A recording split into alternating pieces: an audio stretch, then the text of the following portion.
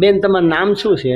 Complete એવું અચ્છા, તો તમે યુવા શક્તિમાં ફોન કરેલો પેલા સાગરભાઈએ, તો તમને અત્યારે શું તકલીફ છે? તો તમે મારા પપ્પાને દેખાતું નથી એકચ્યુઅલી. બરાબર. જામરવા છે. બરાબર. અને મેં બીસીની સ્ટડી કરું છું. હા. પાર્ટ ટાઈમ જોબ કરું છું. બરાબર. એટલે મારી સેલેરી 6000 છે અને ઘર ભાડેથી છે. બરાબર. તો મારે સેલેરીનું ને બધું મેનેજ નથી થઈ રહેતું. હું ફીસ મને હેલ્પ કરી છે યુવા શક્તિ ચેરિટેબલ. શક્તિ ચેરિટીમાંથી.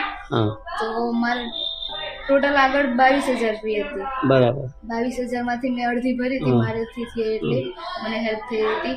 બાકી મારે બીજા સેમની 17000 છે, તો એમને મને હેલ્પ કરી હતી એટલે મારે અડધી બાકી છે હજી. બરાબર. તો મતલબ ઘરમાં બીજું કોઈ કમાવાવાળું છે નહીં, અત્યારે તમારા ઉપર જ આખું ઘર ચાલે છે, તો 6000 રૂપિયા જે તમારો અત્યારે પગાર આવે છે એમાંથી તમે બધું સેટલમેન્ટ કરો છો? કાંઈ નહીં. તો અમારી સંસ્થા પાસે આ કેસ આવ્યો હતો, તો અત્યારે હું યુવા શક્તિ ચેરિટેબલ ટ્રસ્ટમાંથી આવું છું બેન.